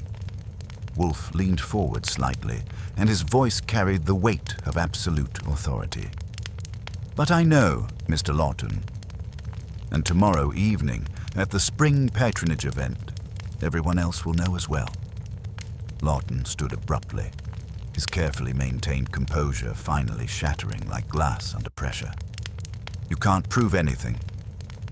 Whatever you think you know, it's speculation. Perhaps. But speculation has a way of becoming fact when subjected to proper scrutiny." Wolfe's eyes were half closed, but his voice carried the finality of a judge pronouncing sentence. "Tonight at 9 o'clock, you will present yourself here with Miss Kincaid, Miss Margot, Miss Alves, and Mr. Pike. Miss Dawn and Miss Rook have also been invited. You will listen, and you will answer. Until then, you will not return to the shop. You are to make yourself unhelpful to anyone who wants to know how the kitchen is secured, where the files are kept, or which apprentice thinks aluminum heats caramel faster." "Deshawn," Lawton said reflexively, then shut his mouth a fraction too late. "Yes," Wolfe said with satisfaction. "You are talkative when you shouldn't be, and silent when it would help. Go." After Lawton left, moving considerably faster than he'd arrived, Wolfe sat motionless for several minutes, staring at the Scone box as if it contained either the secrets of the universe or a personal insult to his intelligence. "Well," I said. "We have our conspiracy," he said finally. "Mr. Lawton provides inside access and financial incentive. Miss Dawn provides professional expertise and competitive motivation. The third party, our mysterious photographer, provides technical capabilities we have not yet identified. Together, they represent a coordinated effort to destroy Kincaid and Kettle's reputation at the moment of their greatest opportunity. And tonight's gathering will provide an opportunity for comprehensive clarification. When pressure is applied systematically, truth rises to the surface like cream." He opened his eyes and looked at me directly. "Tomorrow's event will proceed as scheduled, but under conditions of our choosing. We will ensure that anyone planning mischief finds themselves dealing with considerably more complications than they anticipated." I was reaching for the phone to make the evening's arrangements when Wolfe added, almost as an afterthought, "Also, Archie, bring your gun tomorrow." In my experience, when elaborate schemes reach their climax, the perpetrators sometimes abandon subtlety in favor of more direct methods, and I prefer to be prepared for all contingencies. The game, as they say in detective stories, was afoot, and tomorrow's spring patronage event was shaping up to be considerably more educational than anyone had planned, especially for the people who thought they were too clever to get caught in their own carefully constructed web of deception. By 9 o'clock that evening, the office had acquired the particular tension of a courtroom where the verdict had been reached but not yet announced. Fritz had arranged chairs in a precise semicircle facing Wolfe's desk, the formation suggesting both theater and tribunal. The Scone box sat at the center of Wolfe's desk like evidence in a capital case, its teal ribbon now tied with the kind of finality that brooks no argument. They arrived in the order of their guilt, though none of them knew it yet. Vera and Margot Kincaid came first, moving with the brittle coordination of sisters who had spent the day discovering that their life's work might be built on quicksand. Vera took the red leather chair closest to Wolfe's desk, her hands folded with the precision of someone holding herself together through pure will. Margot positioned herself slightly behind, close enough for solidarity, but far enough to maintain the illusion of independence, her leather folder clutched like armor. Soraya Alvis entered on silent feet, her dark eyes cataloging exits and sight lines with the systematic attention of someone who had learned that kitchens could be dangerous places. She chose a chair near the window where she could see both the room and the street. Deshaun Pike followed, his nervous energy making stillness look like imprisonment, his hands fidgeting with the cuffs of a shirt that had been pressed for the occasion. Gareth Lawton arrived precisely on time, his earlier confidence replaced by the kind of brittle composure that suggested he was operating on desperation and whatever remained of his charm. He settled across the room from the Kincaid sisters, close enough to participate, but far enough to suggest he was merely an interested observer rather than a central player. The evening's most intriguing arrivals came together, Felicia Dawn and Althea Rook, entering with the synchronized precision of dancers who had rehearsed their steps. Dawn was a handsome woman in her 40s, built like someone who had commanded professional kitchens and expected the world to arrange itself according to her specifications. Her silver hair was pulled back severely, and her dark suit suggested she was prepared for either negotiation or war. Rook was smaller and more polished, with the kind of presentation that made you think of expensive jewelry displayed on black velvet. Her perfume, bergamot with something floral beneath, announced itself subtly but unmistakably. Her smile was professional and practiced, but her eyes moved constantly, cataloging details with the systematic attention of someone whose livelihood depended on knowing exactly who mattered and why. The final guest had been unexpected. A tall man with sandy hair and the lean build of someone who spent his time doing things that required both intelligence and physical capability. He'd introduced himself as Hugh St. James, freelance journalist, and had settled near the door with the casual alertness of someone prepared to leave quickly if circumstances required it. "Ladies and gentlemen," Wolfe began, his voice carrying the formal precision that made even casual observations sound like legal pronouncements. "We are gathered because someone has been trespassing, not merely in Miss Kincaid's establishment, but in my home. Someone disturbed items in this room today, folded a page in my dictionary, and left a threatening note, promising that tomorrow would be interesting. I find such presumption intolerable." He let that settle, his gaze moving across the assembled faces like a lighthouse beam.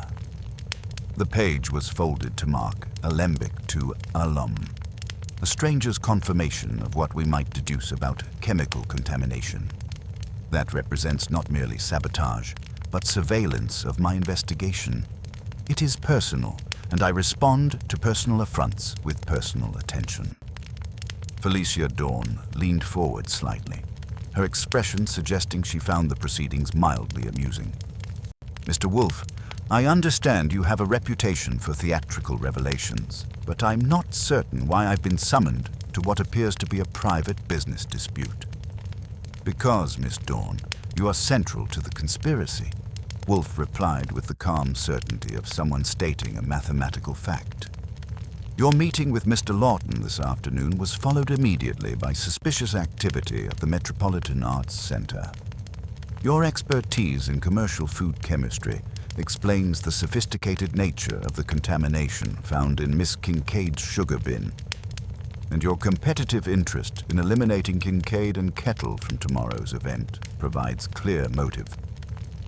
"That's preposterous," Lawton interjected, but his voice carried all the conviction of a man reading lines he'd never rehearsed. Wolfe's attention shifted to him with a focused intensity that made strong men reconsider their fundamental assumptions about reality.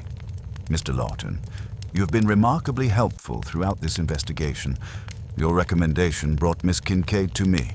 Your tours of the kitchen provided intelligence to interested parties. Your financial difficulties provided motivation for betraying your partners. And your use of the name Rodriguez in telephone conversations established a pattern of deception that spans weeks. Rodriguez? Vera's voice cut through the room like a blade. Gareth, what is he talking about? The color drained from Lawton's face like water from a broken dam. I can explain. You called Miss Elaine Rowe after she fell ill. Wolfe continued with relentless precision. You posed as a city health official to gather information about her reaction, to confirm that your contamination had produced the desired effect without causing serious harm. You also used the same false identity to conduct preliminary reconnaissance of the establishment's security procedures. Margot's folder slipped from her lap as she stared at Lawton. You were selling us out. The whole time you were arranging for us to fail. It wasn't like that, Lawton protested, his voice hollow. The business needs capital. I was trying to arrange a merger. After we'd been destroyed publicly, Soraya said quietly, her voice carrying the controlled anger that made professional knives seem decorative. After our reputation was ruined and our customers scattered. Wolfe turned his attention to Althea Rook. Miss Rook, your perfume carries bergamot, the same scent found on the threatening note left in Miss Alves' knife roll. Your specialty is reputation management, which in this case meant managing the destruction of one reputation to enhance another. Rook's composure wavered for a fraction of a second. I don't engage in unethical practices, Mr. Wolfe. Perhaps not directly, but you coordinate them. The note was typed on an electric typewriter, not a computer printer, a deliberate attempt to avoid digital forensics. A detail that would appeal to someone who understands the nuances of plausible deniability. He reached into his desk drawer and produced a small glass vial containing white powder. This is aluminum sulfate, Miss Dawn. Combined with citric acid and heat, it produces the metallic taste Mr. Brenner detected in the contaminated scones. It also causes gastric distress in sensitive individuals, like Miss Rowe, who has a documented history of digestive complaints at various establishments. Dawn's mouth flattened into a hard line. Aluminum sulfate is used in legitimate food preparation, in controlled quantities for specific purposes, not ground to powder and mixed with citric acid for the purpose of creating delayed gastric distress that would be difficult to trace to its source. Wolfe's voice carried the weight of absolute authority. You provided the chemistry expertise, Miss Dawn. Mr. Lawton provided the access, but the coordination required a third party. His gaze settled on St. James. Someone who could pose as a journalist, gather intelligence under the guise of research, and arrange for the installation of whatever equipment was necessary to ensure tomorrow's event would be memorable for all the wrong reasons. St. James smiled, but it was the kind of smile that belonged on a predator. You have a vivid imagination, Mr. Wolfe, but imagination isn't evidence. Indeed, but evidence accumulates when pressure is applied systematically. Wolfe opened his desk drawer again and produced a small metal device about the size of a matchbox. This was found this evening, attached to the underside of the preparation counter at the Metropolitan Arts Center, precisely where tomorrow's scones would be assembled. It appears to be a simple, spring-loaded mechanism designed to dispense a prepared solution at a predetermined time. The device sat on Wolfe's desk like a small bomb, and the silence in the room had the quality of held breath. A device designed to dispense concentrated aluminum sulfate and citric acid solution during the height of tomorrow's presentation. Wolfe continued. When combined with heat and moisture from the scone preparation, the reaction would create immediate metallic taste, visible discoloration, and gastric distress in anyone who consumed the contaminated products. The effect would be dramatic, witnessed by press and donors, and would destroy Kincaid and Kettle's reputation at the moment of their greatest opportunity. Deshaun Pike spoke up from his corner, his voice tight with realization. That's why you asked about the aluminum pan.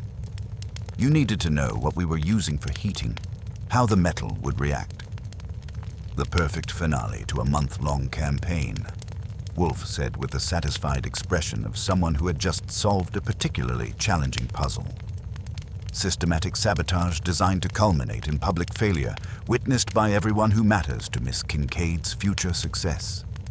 The room erupted in voices, accusations, denials, demands for explanation. But through it all, Wolfe sat motionless, watching the chaos unfold with the calm satisfaction of a conductor whose orchestra had finally reached the crescendo. "Enough," he said, and the single word carried sufficient authority to restore silence. "Tomorrow's event will proceed as scheduled, but under conditions of my choosing. Miss Kincaid will present scones prepared with ingredients I provide in containers Mr. Brenner supplies. Under supervision, Mr. Goodwin and Mr. Panzer will maintain. Any attempt to interfere with this arrangement will be met with immediate exposure and legal consequences." He closed his eyes briefly, then opened them to deliver his final judgment. "You have made this personal by trespassing in my home and disturbing my possessions. That was unwise. Personal affronts require personal responses, and mine will be comprehensive, public, and permanent." The game, as they say in detective stories, was over.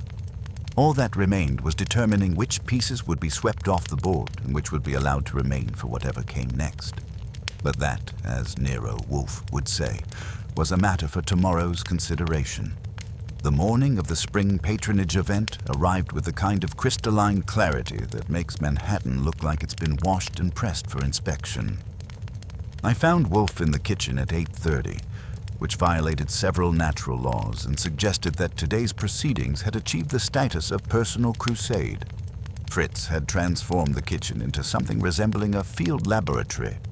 2 identical sets of ingredients sat on the counter: sugar, flour, white pepper, lemon extract, each container bearing small paper seals that would reveal tampering. But it was the special edition that caught my attention, a small glass vial containing what looked like purple ink. "Gentian violet," Fritz explained, noting my interest. "Food safe in minute quantities, but it stains skin for days. I've applied a thin coating to the underside of this sugar container's lid." He indicated one of 2 identical canisters. "Anyone who opens it will carry the evidence on their fingers."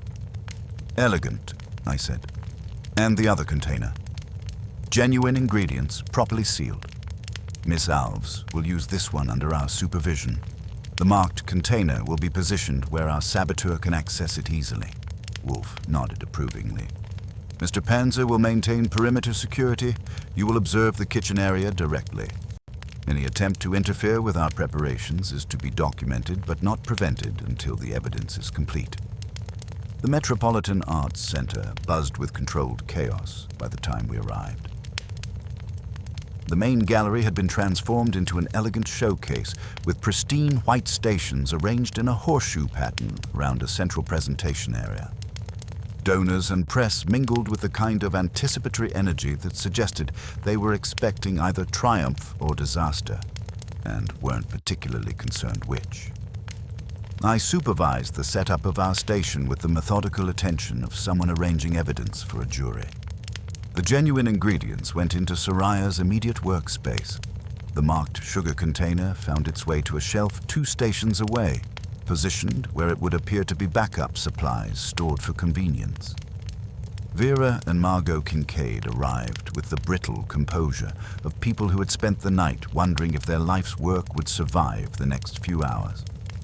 Soraya examined Fritz's preparations with professional appreciation, while Deshawn Pike vibrated with nervous energy that made standing still look like a form of torture. The competition had assembled with predatory efficiency. Felicia Dorn commanded the Pemberley House station like a general directing a siege, her silver hair pulled back severely and her dark chef's coat spotless. She moved with the mechanical precision of someone who had spent decades turning ingredients into reputation. At 5:30, the presentations began. Each establishment had 15 minutes to prepare, present, and explained their offerings to judges who tasted with the systematic attention of food critics conducting autopsies. The early presentations proceeded smoothly, with competent displays that earned polite applause and careful notes. But the evening's real drama was unfolding in the margins. Althea Rook drifted through the service area with a clipboard that had materialized from nowhere and a lanyard that proclaimed her authority to be wherever she wanted to be. Her perfume, bergamot with something floral beneath, announced her presence like a calling card. She paused near our backup shelf, examining the sugar container with a kind of casual interest that fooled nobody who was paying attention. Her fingers traced the lid's edge, testing for weakness, before she glided on with professional discretion. Hugh St. James appeared 20 minutes later, wearing a volunteer badge and carrying gaffer's tape like a prop. He lingered near the shelf with the focused attention of someone who had found exactly what he was looking for. When he thought nobody was watching, his hand moved to the container, lifted the lid with practiced efficiency, and dipped 2 fingers inside. The purple stain appeared immediately, a half-moon of gentian, violet that marked his fingertips like a brand. He noticed it about the time I materialized at his elbow. "Developing character, I see," I said pleasantly. "Palmistry suggests you'll live to be very embarrassed." He tried to hide the stained fingers behind his back, but Saul Panzer had appeared at his other shoulder with the kind of smile that makes people reconsider their immediate plans. "Ink," St. James said weakly, "from a typewriter ribbon." "Electric typewriters don't use ribbons," I pointed out. "Also, the stain is on the wrong side of your fingers. Unless you've been typing with your knuckles." When Kincaid and Kettle's presentation time arrived, Vera moved to her station with the calm confidence of someone operating in her natural element. She used Fritz's genuine ingredients with the precision of a chemist conducting a critical experiment. The rosemary went in fresh and fragrant, the white pepper carefully measured, the lemon zest added with perfect timing. The scones emerged from the oven with the kind of golden perfection that makes food photographers weep with joy. The glaze caught the gallery lights and transformed simple pastry into objects that belonged in museum display cases. The aroma drew appreciative murmurs from judges who had thought they'd seen everything. But the evening's climax came during the judges' tasting, when one of the food critics noticed St. James's purple-stained fingers and asked the question that unraveled everything. "Interesting coloration," she said, pointing. "Are you part of the presentation?" St. James tried to explain it as beet juice, but purple stains on the underside of fingers suggested a different kind of contact. When Saul produced the marked sugar container and demonstrated how the stain transferred, the room fell silent with the kind of attention usually reserved for courtroom revelations. Felicia Dorn's face went through several interesting color changes as she realized her carefully orchestrated sabotage had been turned into evidence of conspiracy. Althea Rook began edging toward the exit with the systematic discretion of someone who specialized in being elsewhere when consequences arrived. Gareth Lawton, who had been conspicuously absent until that moment, chose that instant to make his entrance, and his mistake. He approached our station with a small packet, apparently intending to contaminate our genuine ingredients as a backup plan. Margot Kincaid spotted him first. "Gareth!" she cried, her voice cutting through the murmur of conversation. "What are you doing?" He froze with the packet halfway to Fritz's prepared tray, caught in the kind of tableau that makes newspaper photographers reach for their cameras. The packet contained white powder that would later prove to be the same aluminum sulfate mixture that had contaminated the original sugar bin. The rest unfolded with the inevitability of dominoes falling in a carefully arranged pattern. The judges, presented with purple-stained fingers, contaminated ingredients, and a co-conspirator caught in the act, reached conclusions that required no additional explanation. The press, tipped off by Lon Cohen's carefully placed sources, documented everything with the enthusiasm of people who had stumbled onto the story of the year. Kincaid and Kettle's scones, prepared with Fritz's genuine ingredients and protected by Wolfe's systematic precautions, performed exactly as engineered. The judges tasted with the kind of attention that suggested they were encountering something worthy of serious consideration, and their notes reflected appreciation that would translate into business success. By 10 o'clock, the gallery had returned to its normal proportions, with cleanup crews restoring order to what had been a battlefield disguised as a cultural event. Felicia Dawn had departed immediately after her own presentation suffered from mysterious equipment malfunctions, courtesy of Saul's preliminary reconnaissance. Althea Rook vanished with the professional efficiency of someone who specialized in being elsewhere when explanations were required. Hugh St. James was escorted from the premises by security guards who had been briefed about industrial espionage and the legal consequences of attempting it in public. Gareth Lawton found himself in conversation with a deputy commissioner who owed Wolfe several favors and was prepared to discuss the finer points of conspiracy law. Back at the brownstone, I found Wolfe in his chair with a brandy snifter positioned precisely on his desk. Fritz had prepared dinner with the kind of attention that suggested celebration was both appropriate and overdue. The scone box had finally been removed to whatever fate awaited evidence that had served its purpose. Complete success, I reported. The trap worked perfectly, the scones performed as engineered, and the conspiracy collapsed under the weight of its own ambition. Kincaid and Kettle will survive and prosper. Their enemies will spend considerable time explaining themselves to people who don't appreciate industrial sabotage. Satisfactory, Wolfe said, opening his eyes to regard me with the expression he reserves for work well done. Personal affronts require personal responses, Archie. Tonight's events provided both justice and education. He lifted his brandy with measured precision. The scone, it appears, got them all. I poured myself a drink and settled into my chair, watching the lights of Manhattan arrange themselves into patterns that suggested civilization might actually be possible, given enough attention to detail and the occasional application of gentian violet to the fingers of people who touch things that don't belong to them. One question, I said. How did you know from the beginning that it was an inside job? Wolfe's mouth twitched in what might have been a smile. Mr. Lawton recommended me to Miss Kincaid, he said. In my experience, when the person who brings you a case is also the person who could have prevented it, the coincidence deserves investigation. He closed his eyes again, settling back with the satisfied expression of someone who had restored proper order to a world that had temporarily forgotten its manners. Also, he added, he irritated me. That is always grounds for suspicion. Outside, the city continued its eternal dance of ambition and consequence. But inside the brownstone, order had been restored.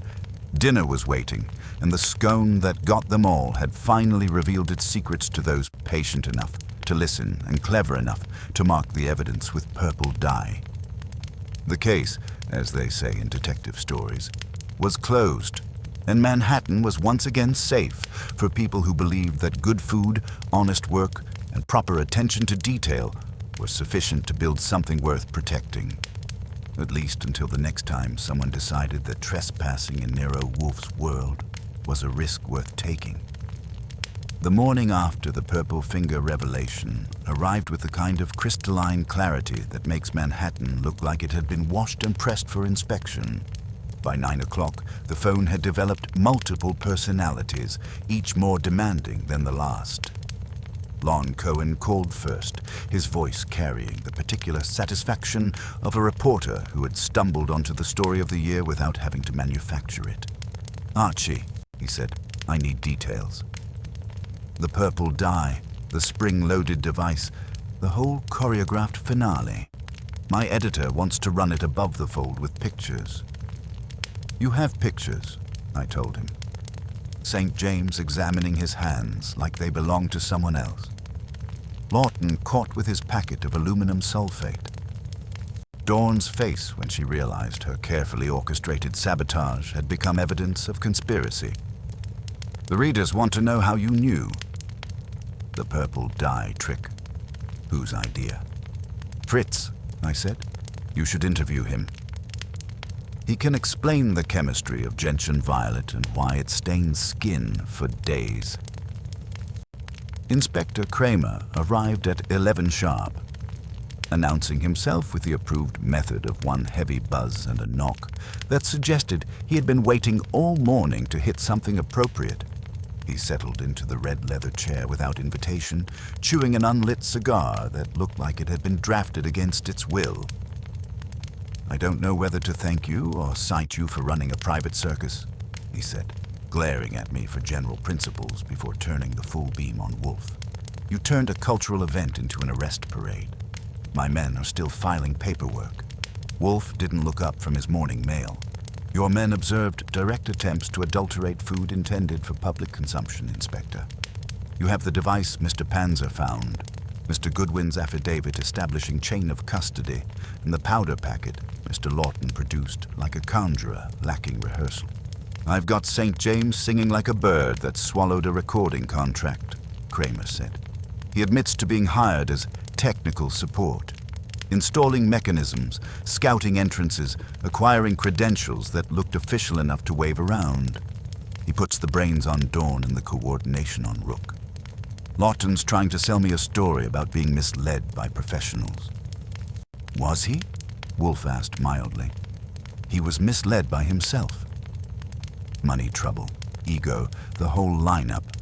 His lawyers humming the public relations tune, no intent to poison, only to create a contrast experience at a tasting event. Kramer's expression suggested what he thought of contrast experiences. The DA's office is not amused by contrast experiences that send people to emergency rooms. He shifted his attention to me. What I don't have yet is the brownstone angle. Somebody poured your spice jars and dog-eared your dictionary. You planning to keep that as a parlor tidbit? Wolfe's eyelids lowered dangerously. Mr. Lawton moved the white pepper and folded the dictionary page during his visit with Miss Margot. He sought to confirm the scope of my knowledge, to determine whether we had identified the components of their contamination scheme. The page was folded at alembic and alum, the latter being commonly applied to aluminum salts used in food processing. That's not evidence, Kramer objected. No, Wolfe said. It is motive, opportunity, and pattern. The evidence came from his hands when Mr. Goodwin stopped him from contaminating our genuine ingredients. I supplied the missing piece.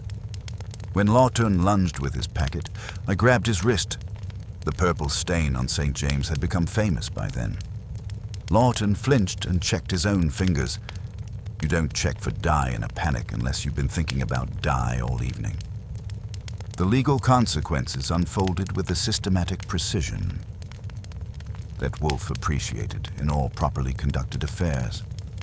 Lawton faced charges of conspiracy, industrial espionage, and attempted food adulteration. His plea agreement included full restitution, 2 years suspended sentence, 5 years probation, and permanent banishment from food service operations. Felicia Dawn paid substantial fines and accepted professional oversight for any future business activities. Hugh St. James was deported and banned from re-entry, his fraudulent journalist credentials having impressed immigration authorities in all the wrong ways. Althea Rook appeared at the brownstone that afternoon, unaccompanied and notably without her signature bergamot perfume. She stopped 3 feet from Wolfe's desk like a woman visiting a dentist. I didn't authorize the device, she said quietly. I managed perception, not mechanics. I misjudged the game. I didn't think anyone would get seriously hurt. People always get hurt when reputation becomes currency, Wolfe replied. Sometimes they bleed. Sometimes they close. You coordinated a criminal conspiracy and chose to learn less than you should have about its methods. The law makes no subtle distinctions about such willful ignorance. She nodded once and left, presumably to relocate her public relations practice to a city where industrial espionage was more appreciated. By the following week, Kincaid and Kettle had acquired the particular energy of a business that had survived its trial by fire and emerged stronger. Vera called to report that their reservations were booked solid for the next month, and they had received 3 legitimate offers for expansion capital. Soraya had been offered partnerships at several prestigious establishments, but chose to stay and accept an ownership stake. Deshaun Pike had been promoted to prep cook and was learning knife skills under Soraya's patient supervision, his ambition finally channeled in productive directions. The publicity generated more business than we could have bought with 10 times our marketing budget, Vera reported. Apparently, there's something appealing about patronizing a place that survived a conspiracy and emerged with its integrity intact. The philosophical implications were not lost on Wolfe, who observed over dinner that evening that the case had demonstrated several useful principles. First, that personal affronts require personal responses. Someone trespassed in my home, disturbed my possessions, and expected to escape without comprehensive consequence. Second, that evidence properly marked reveals itself at the appropriate moment. Gentian violet being particularly educational in this regard. He paused to consider his roast duck, which Fritz had prepared with the kind of attention usually reserved for diplomatic occasions. Third, that people who confuse cleverness with wisdom invariably discover the difference at the most inconvenient possible moment. "And the scones?" I asked.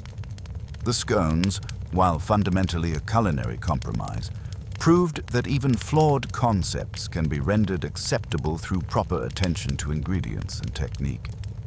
Fritz has expressed interest in developing his own version, using Miss Kincaid's glaze as inspiration, but eliminating what he considers structural deficiencies in the traditional approach. The brownstone had returned to its proper rhythm. By evening, with Fritz presiding over dinner service and Wolfe contemplating the restoration of order to his corner of the universe. The dictionary had been properly treated, the spice rack returned to its precise arrangement, and the particular satisfaction of justice properly served had settled over the house like a comfortable blanket. The most fascinating aspect of this entire affair, Wolfe said, settling back in his chair with brandy positioned precisely on his desk, was not the crude attempt at sabotage, nor the transparent motives of the perpetrators. It was the sheer arrogance, the belief that one could orchestrate a public downfall without encountering systematic resistance. He opened his eyes to regard me with the expression he reserves for lessons worth remembering. The scone, Archie, was merely the instrument. The true crime was the disruption of equilibrium, the attempt to impose chaos upon an ordered system. And that is something I find not merely distasteful, but personally offensive. Outside, Manhattan continued its eternal dance of ambition and consequence. But inside the brownstone, order had been restored. Justice had been served with appropriate garnish, and Fritz was already planning improvements to a glaze that had survived both sabotage and Nero Wolfe's critical evaluation. The scone that got her killed had instead gotten them all. Not killed, but properly educated about the relationship between action and consequence, between cleverness and wisdom, and between the temporary satisfaction of successful deception and the permanent discomfort of being caught with purple dye on your fingers and aluminum sulfate in your pocket. Some cases end with gunfire and dramatic confrontations. Others end with chemical evidence and plea agreements. Both serve justice. But the second type usually leaves everyone involved in better condition to appreciate the lessons learned, especially the lesson that when you trespass in Nero Wolfe's world, the intellectual stakes are always higher than they appear, and the consequences are always, inevitably, comprehensive. And that, in my experience with the big man's methods, was the most satisfactory kind of ending, the kind where good food triumphed over bad chemistry, honest work over elaborate deception, and proper attention to detail over the kind of careless ambition that leaves fingerprints on evidence it shouldn't have touched. The morning after brought the particular satisfaction that comes when the world remembers how to behave properly. By 9 o'clock, the phone had developed a personality disorder, each call more congratulatory than the last. Lon Cohen rang first, his voice carrying the smugness of a reporter who had stumbled onto page 1 material without having to manufacture it. "The purple dye angle is pure gold, Archie," he said. "My editor wants to run it above the fold with a sidebar on industrial espionage in the food industry. The readers are eating it up. Pardon the expression." "Just spell the names right," I told him, "and make sure you mention that Fritz developed the gentian violet trap. He deserves credit for turning chemistry into justice." Inspector Kramer arrived at 11 with the expression of a man who had spent the morning filing paperwork and wasn't entirely displeased about it. He settled into the red leather chair without invitation, chewing an unlit cigar that looked like it had been conscripted against its will. "Your circus worked," he said, glaring at me for general principles before turning his attention to Wolfe. "Alton's singing like a canary with a recording contract. Dorn's lawyer is negotiating a plea that includes professional supervision and substantial fines. St. James is being deported with extreme prejudice. Rook has relocated her public relations practice to a city where industrial espionage is presumably more appreciated." Wolfe didn't look up from his morning mail. "Satisfactory. And the device Mr. Panzer discovered? Spring-loaded mechanism designed to dispense aluminum sulfate solution during food preparation. Would have created immediate metallic taste, visible discoloration, and gastric distress in front of press and donors. Your timing prevented what could have been a public health incident. By afternoon, the brownstone had exhaled. The pressure leaked out of corners I hadn't known were tight. Fritz hummed again in the kitchen, and the house resumed the rhythm it believes is civilization.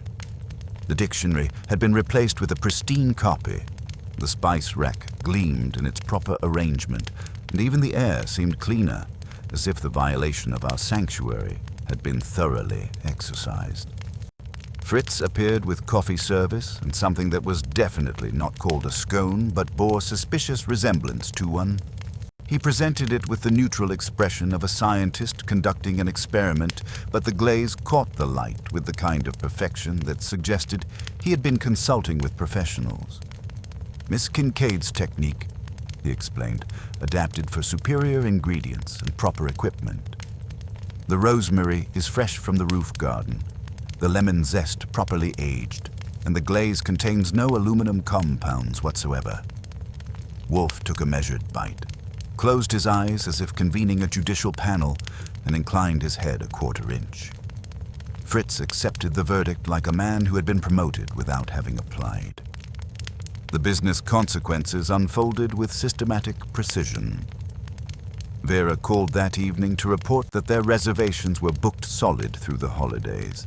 3 investors had made serious offers for expansion capital, and Soraya had accepted a partnership agreement that made her an owner rather than an employee.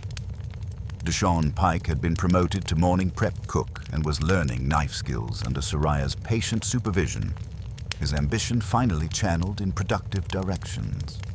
The publicity generated more business than we could have purchased with 10 times our marketing budget, Vera reported.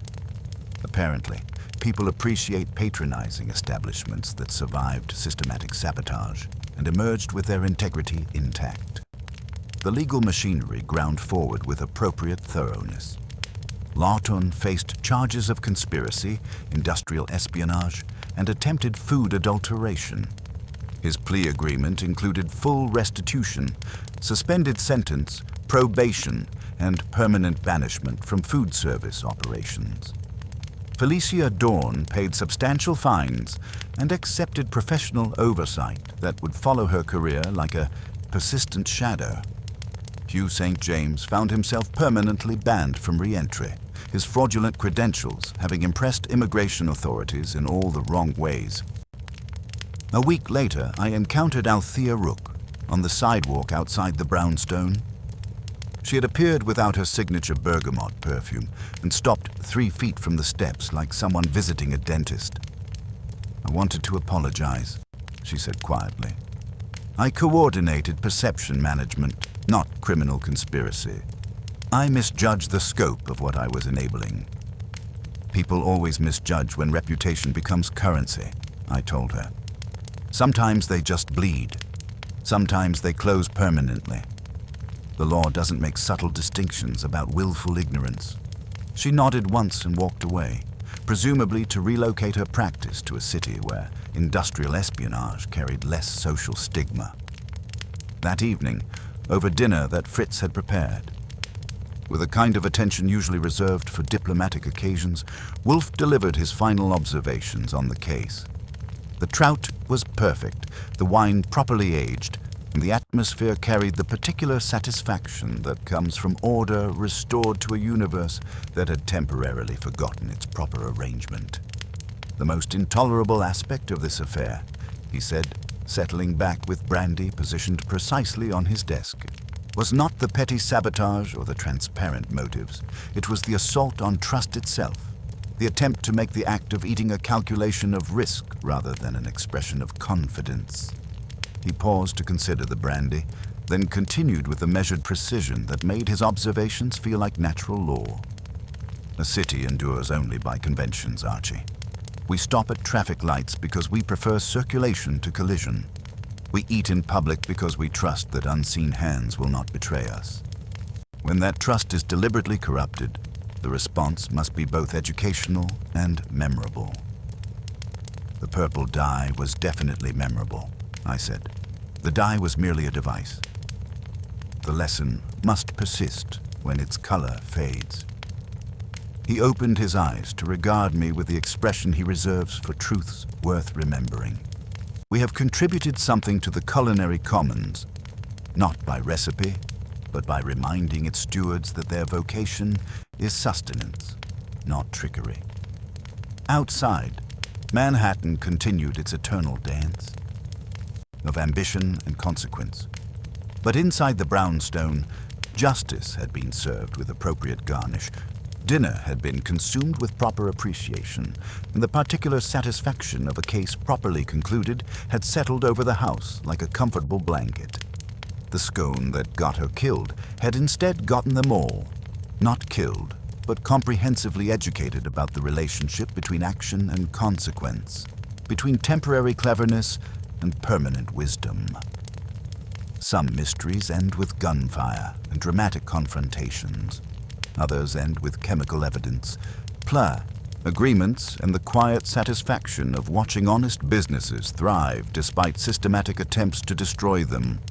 Both serve justice, but the second type usually leaves everyone involved in better condition to appreciate the lessons learned, especially the lesson that when you trespass in Nero Wolfe's world, the intellectual stakes are always higher than they appear, and the consequences are always, inevitably, comprehensive and permanent.